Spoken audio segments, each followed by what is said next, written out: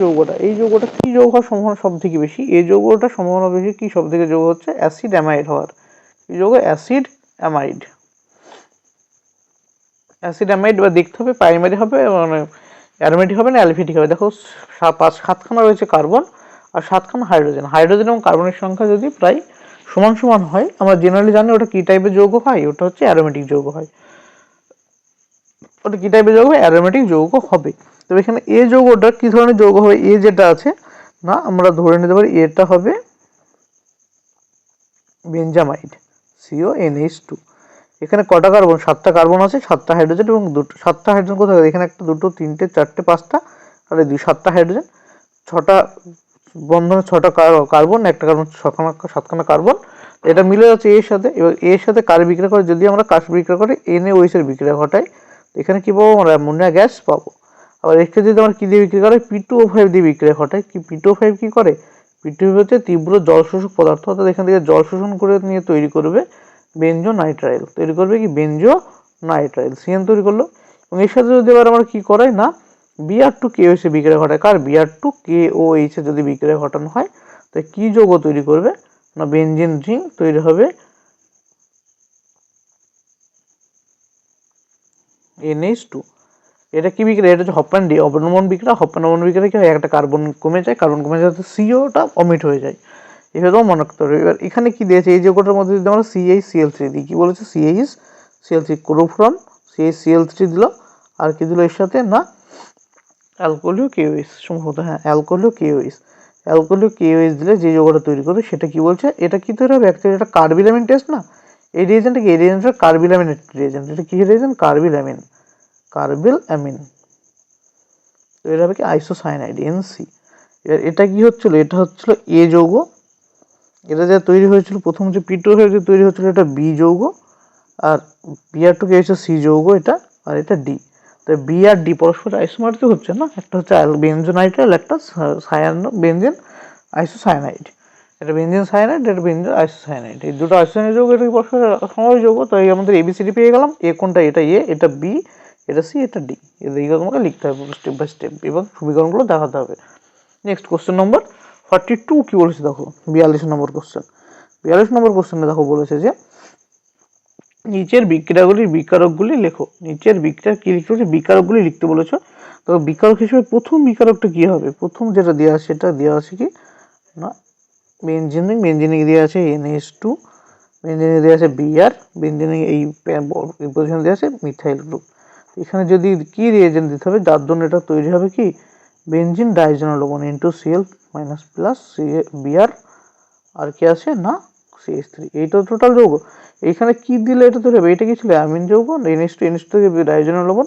NH2 ডাইজেনাল লবণ কি তৈরি হবে? NaNO2 plus dilute HCl, NaNO2 plus dilute HCl 0 থেকে 5 degree temperature heat, 5 degree centigrade. এই বিক্রিয়া করলে বেনজিন ডাইজেনাল লবণ তৈরি হলো। এবার বেনজিন ডাইজেনাল লবণ থেকে তোমাদের কি নিয়ে যেতে হবে বলেছে যে এখানে দেখো বেনজিন ডাইজেনাল লবণের যে ইটা মানে কোনটা ডাইজেনাল লবণটাকে অমিট করতে হবে। বা ডাইজেনাল লবণ অমিট কি দিয়ে হবে? বেনজিন ডাইজেনাল ক্লোরাইডে কি দিলে ডাইজেনাল লবণটা অমিট হয়?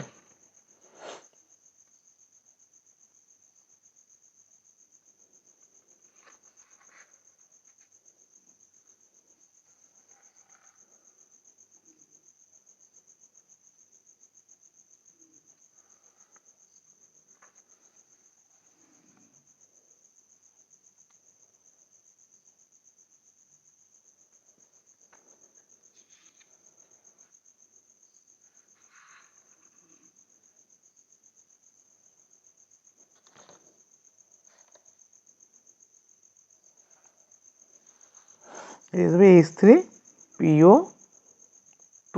H3PO2 দিলে এটা তৈরি হবে কি না Br থাকবে, এদিকে CH3 থাকবে, অর্থাৎ ডাইজেনাল লবণটা অমিট হয়ে যাবে। এই হচ্ছে আমাদের উত্তর। এটা হচ্ছে প্রোডাক্ট। এটা একটা রিয়েজেন্ট, এটা একটা রিয়েজেন্ট, এটা একটা রিয়েজেন্ট। নেক্সট 42 নম্বর কোশ্চেন দেখো। 42 নম্বরে 2, এটা হলো 1-এরটা, 42 এক দাগ। 42 2 দেখো কি বলেছে? বলেছে যে নিচের বিক্রিয়াটিতে বিক্রিয়াজাত পদার্থগুলিকে শনাক্ত করো। নিচের বিক্রিয়াজাত পদার্থগুলি শনাক্ত করো মানে কি করতে হবে? আমাকে দেওয়া আছে কি প্রথম দেওয়া আছে দেখো COONK প্লাস মাইনাস, তাই তো? এটা হচ্ছে CON। এর ভিতরে কি দিয়েছে, CH3 CH2 CH3 CH2 I। তো প্রোডাক্ট যেটা পাবো সেই প্রোডাক্টটা কি হবে না CON হলো N C2 CH3 CH2 CH3 হলো। এর এখানে কি দিয়ে বলেছে, এটা হচ্ছে আর্দ্র বিশ্লেষণ। আর্দ্র বিশ্লেষণ দিয়ে আছে ডিরেক্ট, আর্দ্র বিশ্লেষণ। তা আর্দ্র বিশ্লেষণ করা হলে কি তৈরি হবে, আর্দ্র বিশ্লেষণ করলে তৈরি হবে এটা COOH COOH, তার সাথে তৈরি হবে CH3 CH2 NH2 NH2, দেখা যাচ্ছে। হ্যাঁ, এটা হচ্ছে প্রোডাক্ট, CH3 CH2 NH2 একটা, আর একটা এটা। নেক্সট কোশ্চেন নম্বর 43, 43 নম্বর কোশ্চেনে দেখো কি বলেছে। 43 নম্বর কোশ্চেনে বলেছে যে নিচের তালিকাগুলি থেকে উপযুক্ত পদার্থ বেছে নিয়ে কিভাবে অ্যাসিটামাইড প্রস্তুত করবে। নিচের যে আছে প্রত্যেকটা এইগুলো থেকে কি তৈরি করতে হবে, আমাকে অ্যাসিটামাইড তৈরি করতে হবে। আমাকে বলেছে কি তৈরি করতে হবে, অ্যাসিটামাইড তৈরি করতে হবে। অ্যাসিটামাইড তৈরি করতে হলে আমাদের নিচের বিক্রিয়াগুলির মধ্যে আমরা প্রথমে নেব কি, প্রথমে নেব হচ্ছে অ্যাসিটিক অ্যাসিড এবং যদি আমরা অ্যামোনিয়াম কার্বনেট নিই, কি দিলাম, অ্যাসিটিক অ্যাসিড CH3 COOH সাথে ammonium carbonate NH4 CO3। Ammonium carbonate যদি নিই, এটা থেকে আমরা কি প্রোডাক্ট পাবো, এখান থেকে আমরা কি পাবো, এই দুটো বিক্রিয়া করলে পাবো হচ্ছে অ্যাসিটিক অ্যাসিডের অ্যামোনিয়াম লবণ। এই যে যৌগটা তৈরি হবে এর সাথে বাই প্রোডাক্ট হিসেবে অনেক কিছু তৈরি হবে। বাই প্রোডাক্ট হিসেবে অ্যামোনিয়া তৈরি হবে, যোগ কার্বন ডাইঅক্সাইড তৈরি হবে, যোগ জল তৈরি হবে। এই যে অ্যামোনিয়াম কার্বনেট যেটা পেলাম CH3 COO NH4 ammonium acetate, যেটা এই অ্যামোনিয়াম অ্যাসিটেটের মধ্যে যদি আমরা গ্লিসিয়াল অ্যাসিটিক অ্যাসিড দিয়ে হিট করি, কি দিয়ে না গ্লিসিয়াল অ্যাসিটিক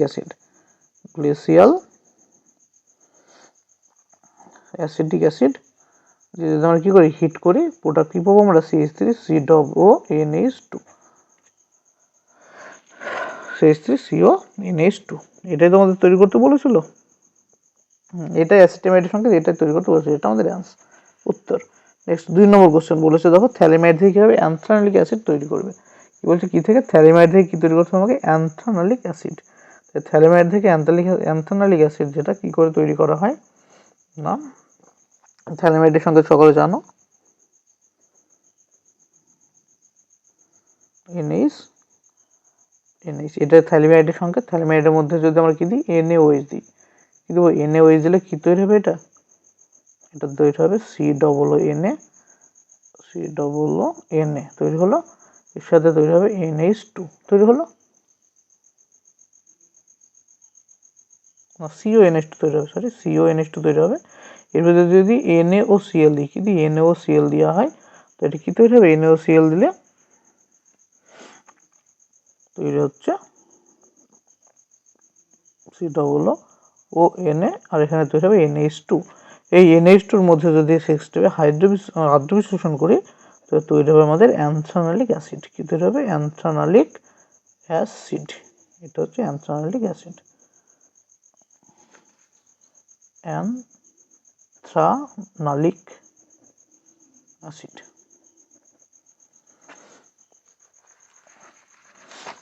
43-3 কি বলছে, 50% ইথানল দ্রবণে দ্রবীভূত নাইট্রোবেনজিনকে জিঙ্ক চূর্ণ ও অ্যামোনিয়া ক্লোরাইড সহ উত্তপ্ত করা হলো। কি করলো, নাইট্রোবেনজিনের সঙ্গে সকলে জানো NaNO2 নাইট্রোবেনজিনকে কি বলেছে Zn NH4Cl, আর 50% ইথানলীয় দ্রবণ, 50% ইথানলের দ্রবণ, ইথানল। তো প্রোডাক্ট কি তৈরি হবে, প্রোডাক্ট তৈরি হবে ফিনাইল হাইড্রক্সিল অ্যামিন NaOH। এটা কি, এটা হচ্ছে মুলিকান বার্কারের ফার্স্ট স্টেপ। এটা কিসের, মুলিকান বার্কারের ফার্স্ট স্টেপ। নেক্সট 44 নম্বর কোশ্চেন 44। দেখো 44 নম্বর কোশ্চেনে কি দিয়েছে, 44 নম্বর কোশ্চেনে বলেছে কি যে NH2 থেকে কিভাবে বেনজিন বলয়, NH2-কে কিভাবে বেনজিন বলয় থেকে অপসারণ করবে। NH2-কে বেনজিন বলয় থেকে অপসারণ করতে বলছে, মানে অ্যানিলিন থেকে কি তৈরি করতে বলেছে, ইনডাইরেক্টলি তোমাকে বলেছে যে অ্যানিলিন থেকে NH2 থেকে কি তৈরি করতে হবে না, তোমাকে বেনজিন তৈরি করতে হবে। এটাই তো, বেনজিন থেকে কীভাবে NH2 অপসারণ করবে, মানে অ্যানিলিন ছিল, অ্যানিলিন থেকে কী করবে, বেনজিন তৈরি করতে হবে। তো অ্যানিলিন থেকে বেনজিন তৈরি করতে হবে, এটাকে ফার্স্টে আমরা কী দেবো, ফার্স্টে বেনজিন ডাইজেনাম লবণ তৈরি করবো। কী তৈরি করবো, অ্যানিলিন ছিল, হ্যাঁ নাইট্রো ছিল, অ্যামিন ছিল। তো এটা কি ছিল NaNH2 দেবো, NaNO2 সরি NaNO2 তার সাথে কি দেবো ডাইলুট HCl। ডাইলুট HCl মানে কি মানে লঘু HCl আর 0 থেকে 5 ডিগ্রি সেন্টিগ্রেড টেম্পারেচার দিলে কি দাঁড়াবে এটা N2Cl মাইনাস প্লাস এই ভেতরে যদি কি দিই আমরা H3PO2 কি দিব H3PO2 দিয়ে যদি হিট করি তো কি পাবো আমরা বেনজিন পেয়ে যাবো। এই হচ্ছে উত্তর। নেক্সট কোশ্চেন 44 এটা কত গেল 44 এক দাগ। 2 নম্বর দেখো 44 কি বলেছে 44 টু কি বলেছে যে টলুইনের নাইট্রেশনে অর্থপ্যারা টলুইনকে মিশ্রণকে মুখ্য উৎপাদিত যৌগ হিসেবে পাওয়া যায়, ব্যাখ্যা করো। বলছে টলুইনে যদি আমরা নাইট্রেশন করি, টলুইনে নাইট্রেশন করলে অর্থ এবং প্যারা নাইট্রোটলুইনের মিশ্রণকে মুখ্য উৎপাদিত যৌগ হিসেবে পাওয়া যায়। কেন পাওয়া যায়? টলুইনে যদি নাইট্রেশন করি, টলুইন মানে কি? টলুইন মানে হচ্ছে এটা কিছু নেই বেনজিনের CH3 এটাকে বলে টলুইন। এই যদি আমরা নাইট্রেশন করি অর্থাৎ কি দিই আমাদের কনসেন্ট্রেট নাইট্রিক অ্যাসিড আর কনসেন্ট্রেট H2SO4 দিয়ে যদি আমরা সামান্য হিট করি, অল্প পরিমাণ হিট করলে কি পাবো আমরা? কি পাবো? অর্থ নাইট্রোটলুইন অর্থাৎ CH3NO2 যোগ কি পাবো? প্যারানাইট্রোটলুইন CH3NO2। এই দুটো পাবো, এই দুটো মিক্সচার পাবো। এটাই বলেছে আমরা মিক্সচার হিসাবে যৌগটা পাই কেন, তাই না?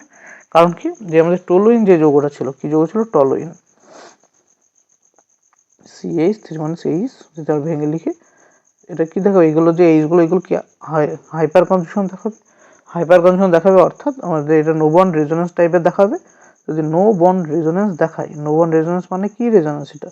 এটা হচ্ছে যদি CH ছিল, এইচটা যদি হাত ছেড়ে দেয়, এইচটা হাত যদি ছেড়ে দেয় এখানে কি পড়বে? ডবল বন্ড পড়বে এবং এই ইলেকট্রনটা এখানে আসবে, অর্থাৎ এই ইলেকট্রনটা এখানে এসে পড়লো, এটা এসে এখানে যাবে। এই তো রেজোন্যান্স। এটা এখানে এসে পড়লো, এখানে পড়লো মানে এটা মাইনাস চার্জ হলো, এটা এবার মাইনাস চার্জ মানে কি? মাইনাস চার্জের ডিলোকেশন ঘটবে। জেনারেলি মাইনাস চার্জের যদি লং ডিলোকেশন পাই অর্থাৎ লং সিগমা পাই বন্ড পাই, তো সেখানে কি ঘটবে? রেজোন্যান্স ঘটবে। এটা লং ডিলোকেশনের ফলে কি তৈরি হচ্ছে? এটা সি, এটা এইচ থাকলো, এইচ উপরে যা ছিল তাই থাকবে, কিন্তু এই নিচের দিকে মানে কি বেনজিনিং এর ভেতরে ইলেকট্রনের ডিলোকেশন ঘটবে। ডিলোকেশন মানে স্থান পরিবর্তন মাধ্যমে পুরো সিস্টেমের মধ্যে ইলেকট্রনটা ছড়িয়ে পড়বে, এটাকে বলে ডিলোকালাইজেশন। ইলেকট্রন ডিলোকেশন মানে কি? এক জায়গায় না থাকা। লোকালাইজ মানে এক জায়গায় থাকা, লোকালাইজেশন মানে ডিলোকেশন মানে এক জায়গায় স্থির না থাকা, অর্থাৎ পুরো সিস্টেমের মাধ্যমে ইলেকট্রনটা ঘুরে বেড়াবে। নেক্সট এখানে পড়বে, এবার এই কার্বন দিয়ে বন্ডনটা এই কার্বন দিয়ে হাইড্রোজেনকে ধরবে।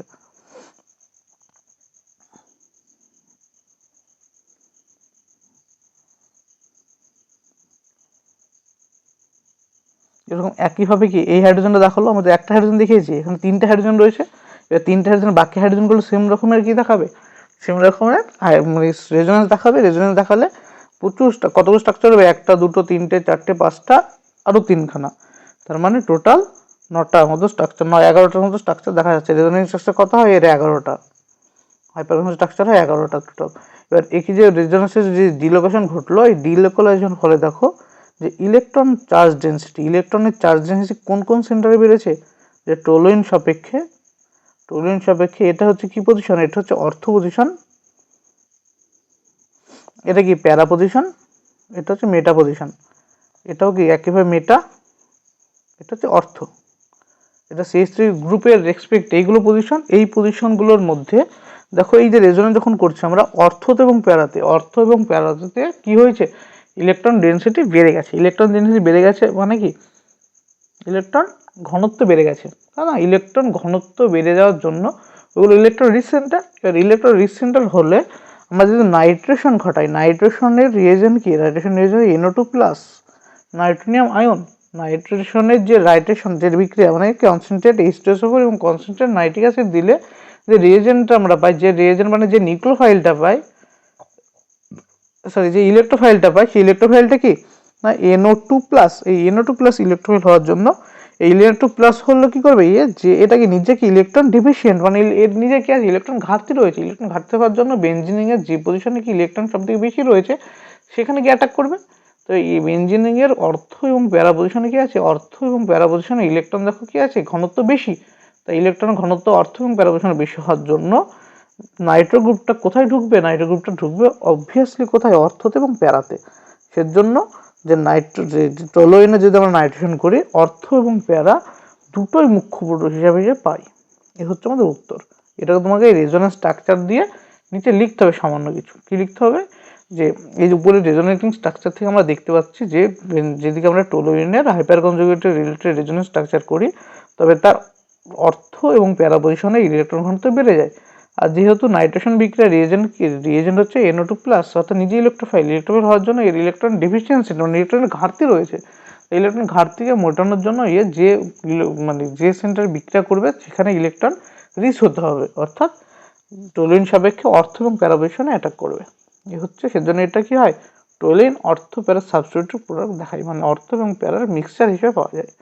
নেক্সট কোশ্চেন নম্বর 44-এর 2 গেল, 44-এর 45, সরি 44 গেল 45-এ কি বলেছে দেখো। 45 বলেছে মিথাইল অ্যামিন ও মিথাইল সায়ানাইডের মধ্যে কোনটি বেশি ক্ষারীয় এবং জ্ঞানক? মিথাইল অ্যামিন এবং মিথাইল সায়ানাইড। মিথাইল অ্যামিনের সংকেত কি? CH3 NH2, এটা কি মিথাইল অ্যামিন। আর এটা কি মিথাইল সায়ানাইড হচ্ছে CH3C++N, এটা কি মিথাইল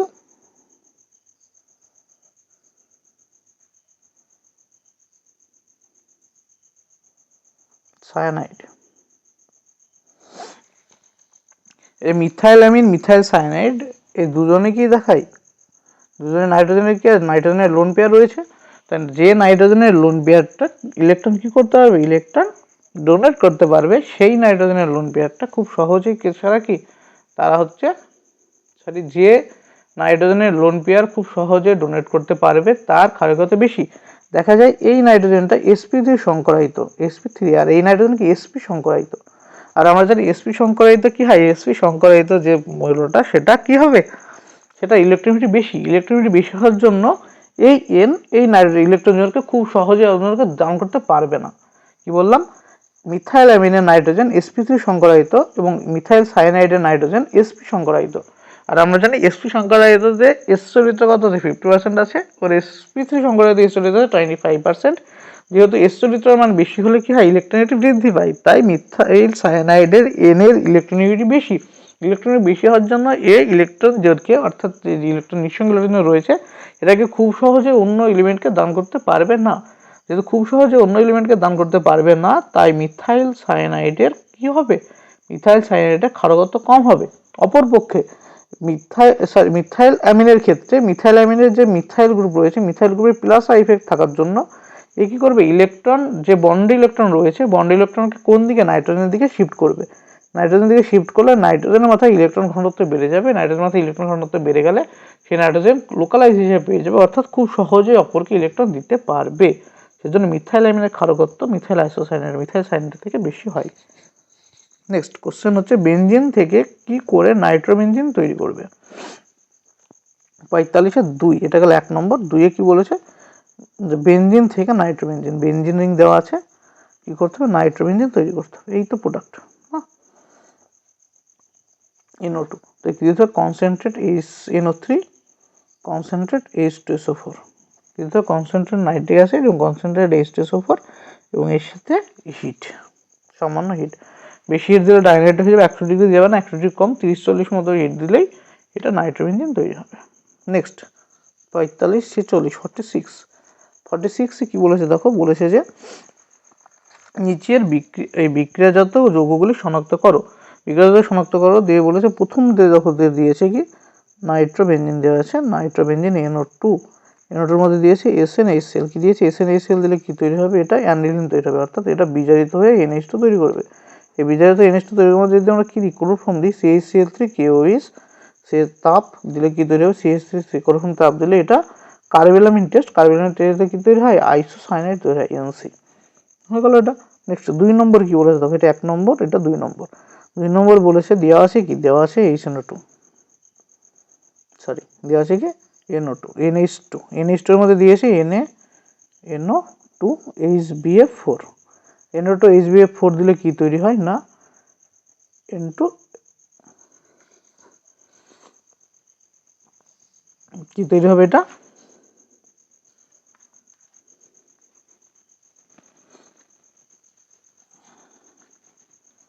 ইন্টু HbF4 দিলে তৈরি হচ্ছে ইন্টু HbF4, না এইচ থাকবে না, ইন্টু BF4 মাইনাস প্লাস। এই হলো যৌগ, এটা হচ্ছে প্রোডাক্ট। নেক্সট কত, 46, 46-এর নেক্সট হচ্ছে 2 নম্বর। 2 নম্বরে কি বলেছে দেখো, বলেছে মিথাইল অ্যামিনকে ক্লোরোফর্ম মিথাইল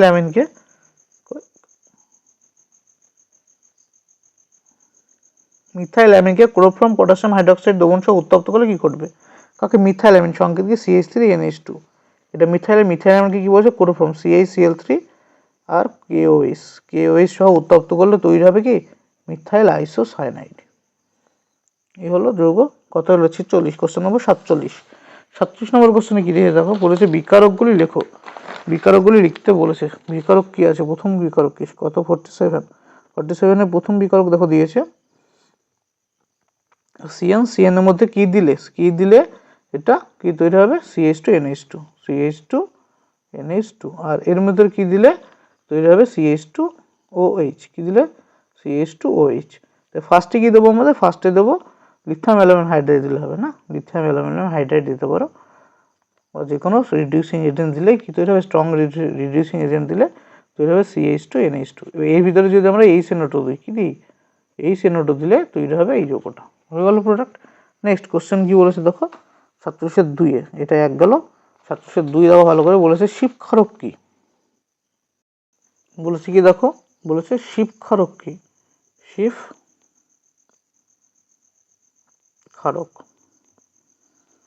শিবক্ষারক কাকে বলে, শিবক্ষারক হচ্ছে অ্যালডিহাইড গঠিত ইমিন। শিবক্ষারক কাকে বলা হয়, অ্যালডিহাইড ঘটিত ইমিন। অ্যালডিহাইড ঘটিত ইমিনকে কি বলা হয়, শিবক্ষারক। তো অ্যালডিহাইড ঘটিত অ্যামিন কি করে তৈরি করা হয়, প্রাইমারি অ্যামিনের সঙ্গে অ্যালডিহাইডের বিক্রিয়ায় কি তৈরি হয়, ইমিন যৌগ তৈরি হয়। কি বলছে, প্রাইমারি অ্যামিনের সঙ্গে হচ্ছে RNH2, এটা প্রাইমারি অ্যামিনের সঙ্গে যদি আমরা কার বিক্রিয়া করি, অ্যালডিহাইডের বিক্রিয়া করি, O+CH+। এটা অ্যালডিহাইডের বিক্রিয়া তৈরি করলে কি তৈরি হবে, RN+CH+। তৈরি হলো, এটা কি যৌগ, ইমিন। এটা কি যৌগ হলো, ইমিন। এই ইমিনকে বলা হয় শিফ বিকারক। একে বলা হয় শিফ বিকারক বা শিফ ক্ষারক, বিকারক নয়, ক্ষারক। অ্যালডিহাইড ইমিনকে বলা হয় শিফ ক্ষারক হলো। Next question number 48। 48 কি বলেছে, বলছে নাইট্রোবেনজিনের নাইট্রেশন ঘটালে মেটা ডাইনাইট্রোবেনজিন উৎপন্ন হয়, কারণ ব্যাখ্যা করো। নাইট্রোবেনজিনের থেকে নাইট্রেশন ঘটালে মেটা ডাইনাইট্রোবেনজিন তৈরি হচ্ছে, এটা হচ্ছে রেজোনেন্স রিলেটেড কোশ্চেন। যে নাইট্রোবেনজিনে যদি কি করে রেজোনেন্স করো, সেই তো নাইট্রোবেনজিন হচ্ছে কি, নাইট্রো গ্রুপ হচ্ছে ইলেকট্রন উইথড্রয়িং গ্রুপ, অর্থাৎ নাইট্রোবেনজিন বেনজিন রিং থেকে ইলেকট্রন টেনে নেয়, কি করে বেনজিন রিং থেকে ইলেকট্রন টেনে নিয়ে রেজোনেন্সে পার্টিসিপেট করে।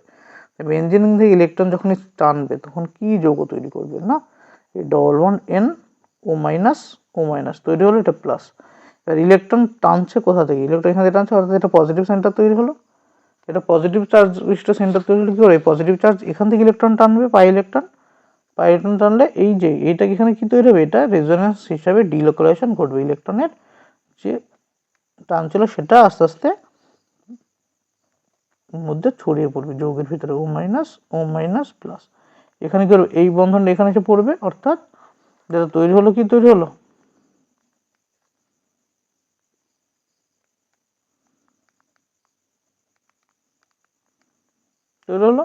এবার নেক্সট স্টেপে কি করবে, নেক্সট স্টেপে তৈরি করবে এই যে এটা প্লাস চার্জ ছিল, অর্থাৎ এটা এখানে পড়লো, এটা এখানে আসলো, অর্থাৎ রেজোনেটিক স্ট্রাকচারটা কেমন হবে ছবিটা না, N=O এবং এই যে টোটাল যৌগটা তৈরি হলো। অর্থাৎ নাইট্রোবেনজিনে যদি আমরা রেজোনেন্স করি, রেজোনেন্স করলে দেখো মেটা পজিশনে কি তৈরি হয়, নাইট্রোবেনজিনের যদি আমরা কি করি রেজোনেন্স করি, রেজোনেন্সে যে চার্জ স্পিসিসগুলো তৈরি হচ্ছে, অর্থাৎ চার্জ যে যৌগগুলো তৈরি হচ্ছে, সে চার্জ যৌগগুলো কোনটা কোনটা, একটা এরকম যৌগ,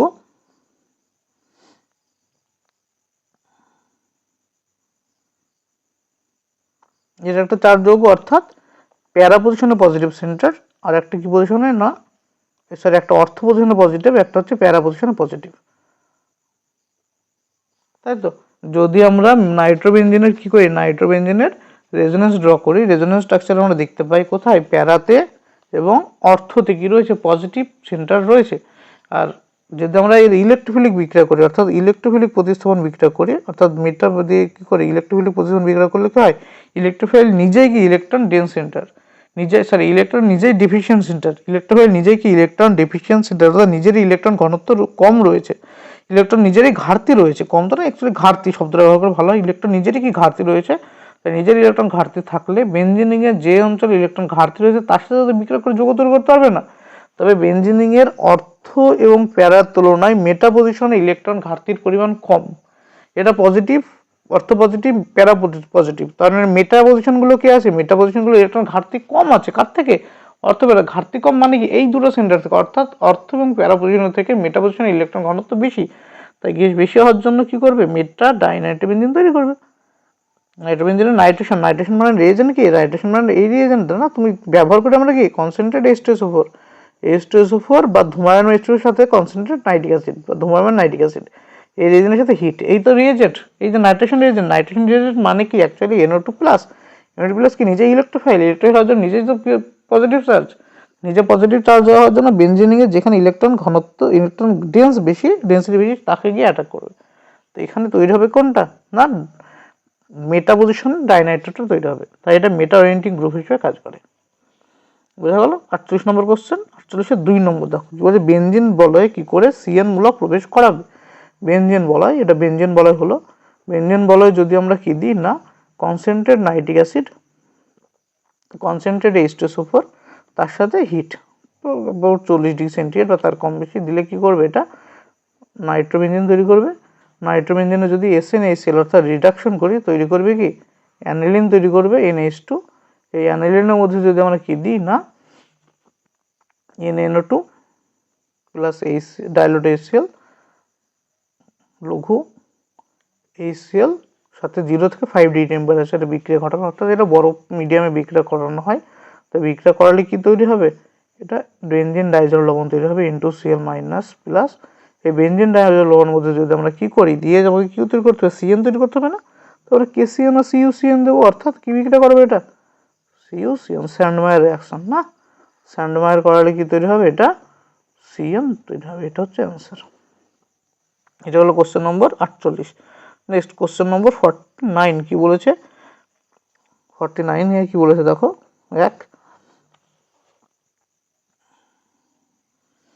বলেছে মেটা নাইট্রো অ্যানিলিনের মধ্যে, মেটা নাইট্রো অ্যানিলিন মানে কোন যৌগ, মেটা নাইট্রো NO2 NH2, এটা মেটা নাইট্রো অ্যানিলিনের মধ্যে নাইট্রো মূলকটির উপস্থিতি পরীক্ষা করবে কিভাবে, উপস্থিতি শনাক্ত করার পরীক্ষা কি, মুলিকান বার্কার পরীক্ষা, মুলিকান বার্কার এই তো পরীক্ষা, একই তো যিনি বারবার ঘুরে ঘুরে আসছেন না, মুলিকান বার্কার। তো এই যে মুলিকান বার্কার পরীক্ষা করা হয়, তাই রিয়েজেন্ট হিসেবে আমরা কী ব্যবহার করবো, রিয়েজেন্ট হিসেবে ব্যবহার করবো না জিঙ্ক Zn NH4Cl 50% ইথানল ব্যবহার করলাম। তো কি তৈরি হবে, এটা ফিনাইল হাইড্রক্সিল অ্যামিন, এটা NH2 থাকবে, আর এখানে তৈরি হবে NaOH, phenyl hydroxyl amine, phenyl hydroxyl মধ্যে অ্যামিনের মধ্যে যদি আমরা কি দিই, ফিনাইল হাইড্রক্সিল অ্যামিনের মধ্যে টলারেন্স বিকারক, তাই না, টলারেন্স রিয়েজেন্ট, টলারেন্স বিকারক যদি দেওয়া হয় কি তৈরি হয় না, এই যৌগটা নাইট্রোস তৈরি হয় NH2 তৈরি হলো। তো এই যে মুলিকান বার্কারের পরীক্ষার সাহায্যে আমরা নাইট্রোমূলকের উপস্থিতি শনাক্তকরণ করি হলো। নেক্সট বলেছে মধ্যবর্তী ধাপে বেনজিন না উৎপন্ন করে অ্যানিলিনকে কিভাবে ফেনল এবং বেনজোইক অ্যাসিডে পরিণত করবে। বলছে মধ্যবর্তী ধাপে অ্যানিলিন বেনজিন তৈরি না করে, 49-এর 1 কি বলেছে, সরি এখানে 2 এক তো হয়ে গেল 2, বলেছে যে বেনজিন উৎপন্ন না করে, কি উৎপন্ন না করে, বেনজিন উৎপন্ন না করে অ্যানিলিনকে, তো দেওয়া আছে অ্যানিলিন NH2, এখান থেকে কি করতে হবে না, এখান থেকে ফেনল করতে হবে, অ্যানিলিনকে কি করতে হবে, ফেনল কি করে করবে, এখানে যদি আমরা কি করি বেনজিন ডাইজল লবণ করি, কি করি বেঞ্জিন ডাইজেন লবণ করতে NaNO2 প্লাস ডাইলুট HCl অর্থাৎ লঘু HCl, তার সাথে কি দেবো, তার সাথে দেবো 0 থেকে 5 ডিগ্রি টেম্পারেচার, তৈরি হবে বেঞ্জিন ডাইজেন লবণ, তৈরি হলো N2Cl মাইনাস প্লাস। এই যে বেঞ্জিন ডাইজেন লবণ তৈরি হলো, এই বেঞ্জিন ডাইজেন লবণ থেকে যদি আমরা কি দিই, জল দিই, ডিরেক্ট H2O দিয়ে দিই, কি তৈরি হবে, যদি আমরা বেঞ্জিন ডাইজেন লবণের মধ্যে জল অ্যাড করি তৈরি হয় কি,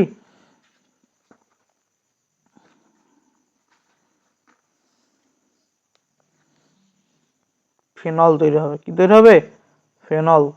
আর বেঞ্জিন ডাইজেন লবণের মধ্যে যদি আমরা কি দিই, CuCN KCN, CuCN KCN heat, তাহলে কি তৈরি হবে, বেঞ্জোনাইট্রাইল CN। এই বেঞ্জোনাইট্রাইলের মধ্যে যদি আমরা আদ্র বিশ্লেষণ ঘটাই, বেঞ্জোনাইট্রাইলের কি করবো, আদ্র বিশ্লেষণ ঘটালে কি তৈরি হবে, বেঞ্জোইক অ্যাসিড COOH। দেখো এই পদ্ধতি ধরো কোথাও বেঞ্জিন তৈরি হয়েছে, বেঞ্জিন তৈরি হয়নি, বেঞ্জিন তৈরি না করে এইভাবে করতে প্রথমে অ্যানিল নিলাম, অ্যানিলের মধ্যে কিন্তু NaNO2 প্লাস ডাইলুট HCl 0 থেকে 5 ডিগ্রি টেম্পারেচার, তৈরি হবে বেঞ্জিন ডাইজেন লবণ। বেঞ্জিন ডাইজেন লবণ যদি আমরা ডিরেক্ট H2O দিই তৈরি হবে ফেনল। এটা কি যোগ, এটা হচ্ছে ফেনল। এটা কি অ্যানিলিন, এটা কি বেঞ্জিন ডাইজেন লবণ, বেঞ্জিন ডায়াজোনিয়াম লবণ, এটা কি বেঞ্জোনাইট্রাইল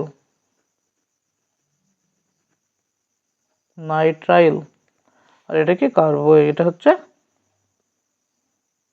বেঞ্জোইক অ্যাসিড, বেঞ্জোইক অ্যাসিড।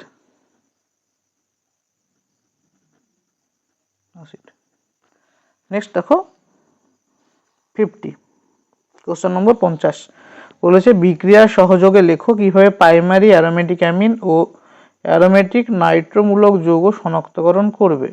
কি বলেছে, কিভাবে বিক্রিয়া সহযোগে লেখো যে কিভাবে প্রাইমারি অ্যারোমেটিক অ্যামিন এবং অ্যারোমেটিক নাইট্রোমূলক যুক্ত যৌগ শনাক্তকরণ করবে। প্রাইমারি অ্যারোমেটিক অ্যামিনের সাথে কি বলেছে না, অ্যারোমেটিক নাইট্রোমূলক যুক্ত যৌগ।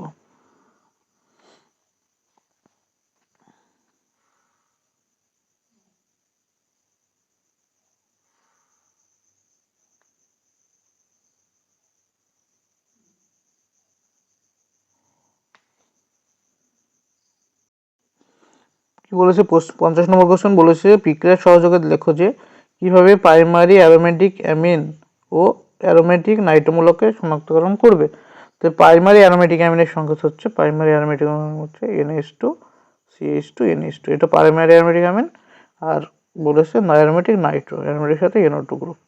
এই দুটো যৌগের মধ্যে যদি আমরা কি করি, মুলিকান বার্কার টেস্ট করি, কি মুলিকান বার্কার টেস্ট করি, অর্থাৎ ফার্স্ট স্টেপে কি দেবো আমরা, ফার্স্ট স্টেপে দেবো যে Zn NH4Cl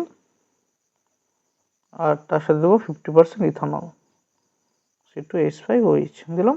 এখানে একইভাবে কি করবো না, Zn NH4Cl আর 50% ইথানল দিলাম C2H5OH, যেটা তৈরি হলো এটা 1 নম্বর স্টেপে। 2 নম্বর স্টেপে তার মধ্যে কি দেবো, 2 নম্বর স্টেপে দেবো তার মধ্যে টলারেন্স রিএজেন্ট, টলারেন্স বিকারক 2 নম্বর দেবো টলারেন্স বিকারক। তো এখানে কি তৈরি হবে, এখানে সিলভারের প্রেসিপিটেট পড়বে, তার সাথে তৈরি করবে কি, তার সাথে তৈরি করবে ফিনাইল হাইড্রোক্সিলামিন মানে নাইট্রোসে বেঞ্জিন NO তৈরি করলো, তার সাথে সিলভারের পদক্ষেপ। অর্থাৎ আর এইটা কোনো পরিবর্তন ঘটবে না, অর্থাৎ প্রাইমারি অ্যারোমেটিক অ্যামিন এই যে বিকারকটা, এটা কি বিক্রিয়া, এটা হচ্ছে একটা মুলিকান বার্কার পরীক্ষার সাহায্যে এই দুটোকে আমরা কি করতে পারবো, শনাক্তকরণ করতে পারবো। মুলিকান বার্কার পরীক্ষায় কে, এটা সারা দেয় না আর এটা সারা দেয় অ্যারোমেটিক অ্যামিনটা। এই অ্যারোমেটিক নাইট্রোটা শনাক্তকরণ করা যায়, মানে অ্যারোমেটিক নাইট্রোটা কি হয়, এরা মুলিকান বার্কার টেস্ট পজিটিভ দেবে আর অ্যারোমেটিক টেস্ট দেবে না। হচ্ছে এই হলো কত নম্বর কোশ্চেন, 50 নম্বর কোশ্চেন। তারপরে 51 নম্বর কোশ্চেনটা দেখো কি বলেছে, এই পেজে আছে, হয়ে যাবে, সরি আর দূরে থাক, পরে করবো। হ্যাঁ, থ্যাংক ইউ।